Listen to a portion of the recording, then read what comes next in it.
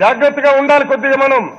కాబట్టి మేము ఎవరున్నారో లేదో తెలుస్తుంది. అది తప్పనిసరిగా కూర్చో. అదే దట్స్ వాట్ ఐఎమ్ సేయింగ్. ఇచ్చిపుచ్చుకోవడమే ఉండాలంటున్నాను నేను. ఇచ్చిపుచ్చు ఏంటి ఆ ప్రవర్తన గురించి మాట్లాడతారండి? ఏంటి మాట్లాడతావు ప్రవర్తన కోసం? జాగ్రత్త, టేక్ కేర్. ఏం బెదిరిస్తున్నారా? నీ ఈ ఉడత ఊపులకి పిల్లి సాపరార్థాలకి భయపడ్డాం. నీ ఉడత ఊపులకి పిల్లి సాపరార్థాలకి భయపడ్డాం. ఏమనుకుంటున్నారు మీరు? ఎల్ఓపి అయితే ఏంటట? సోవాట్ జాగ్రత్తగా మాట్లాడండి సార్. మీరు జాగ్రత్తగా మాట్లాడాలి. మీరు ఏంటట వేలు పెట్టి వార్నింగ్ ఇస్తారంటే? నీ ఉడత ఊపులకి పిల్లి సాపరార్థాలకి భయపడం. Take care. ఏమనుకుంటున్నావు? నువ్వు పోడియంలో బెదిరిస్తావు. జాగ్రత్త. కూర్చోండి. మీకు ఇస్తా ఉన్నాం కదా, నేనేమి ఇవ్వలేదు. ఏం మాట్లాడతారు ఆయన?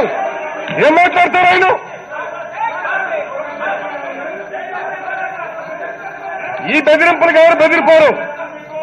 ఈ బెదిరింపులకు ఎవరు బెదిరిపోరు. నీ పిల్లి సాపరార్థాలకి ఉడత ఊపులకి బెదిరిపోరు.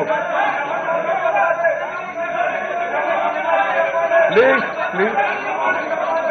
ఏంటట మీరు ఏది లేకుండా సభ్యులందరికీ కూడా ముఖ్యమైన ప్రకటన అండి. ఇప్పుడే మీరు చూశారు, గౌరవ మంత్రివర్యులు సాధారణ బడ్జెట్, వ్యవసాయ బడ్జెట్ కూడా ప్రవేశపెట్టారు.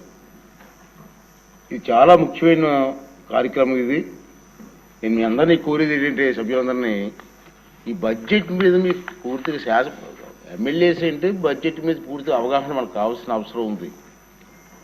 అది మీరు బాగా స్టడీ చేయాలి. ఎందుకంటే ఇక్కడ మనం చూస్తే ఈ సమావేశంలో మన ఎలక్షన్లో ఫస్ట్ టైం ఎమ్మెల్యేస్ 84 మంది ఉన్నారండి. First time MLAs. Second time MLAs 39 మంది ఉన్నారు. మిగిలిన వాళ్ళంతా సీనియర్స్. 4 టైమ్స్ 5 టైమ్స్ ఉన్నారు, 6 టైమ్స్ 6 టైమ్స్ కూడా ఉన్నారు ఎమ్మెల్యేస్. అంచేత ఈ కొత్తగా వచ్చిన ఎమ్మెల్యేస్కి బడ్జెట్ మీద పూర్తి అవగాహన కావాలండి. అసలు బడ్జెట్ సాధారణ బడ్జెట్ ఏంటి, వ్యవసాయ బడ్జెట్ ఏంటి, తర్వాత డిపార్ట్మెంట్స్. నాకు తెలిసి మొత్తం టోటల్ డిపార్ట్మెంట్స్ 39 డిపార్ట్మెంట్స్ ఉన్నాయి. అంటే అన్ని శాఖలు కలిపి వారికి ఎంత బడ్జెట్ కేటాయించేశారు. ఇవన్నీ కూడా సభ్యులకి బాగా పూర్తిగా అవగాహన ఉండవలసిన అవసరం ఉంది. అది నా రిక్వెస్ట్. అంచేత మీ అందరినీ ఏంటంటే, మీరు రేపు జరగబోయే సభలో ఈ బడ్జెట్స్ మీద మాట్లాడమే కాదు, సలహాలు కూడా ఇవ్వాలి. తప్పేం లేదు. మీకు అనుభవం పెట్టే సలహాలు కూడా ఇచ్చే అవకాశం ఉంది. కాబట్టి అందుచేత నేను ఏం చేశానంటే, రేపు హాలిడే సభకు. ఎందుకంటే చదువుకోవడానికి రాజుగారు అవగాహన కోసం హాలిడే ఇచ్చి మళ్ళీ 13వ తారీఖు 14వ తేదీల్లో మళ్ళీ సమావేశం ఏర్పాటు చేస్తున్నాను. ఆ సమావేశంలో ఈ సాధారణ బడ్జెట్ పైన ఇది కూడా చర్చలు జరుగుతాయి. దాంట్లో మీరు అందరూ కూడా మనస్ఫూర్తిగా పాల్గొవాలని చెప్పి నేను కోరుకుంటున్నానండి. రెండోది ఏంటంటే, మీ అందరినీ రిక్వెస్ట్ చేస్తాను. నేను ఇక్కడ మా అసెంబ్లీలో మీతో పాటు మీరే కాదు, మీరు చాలా మంది అవుటర్స్ వచ్చేస్తున్నారు, లోపలికి ఎంటర్ అయిపోతున్నారు. ఇది సెక్యూరిటీ ప్లేస్. ఇది ఏ ప్రాబ్లం రాకూడదు. ఇక్కడ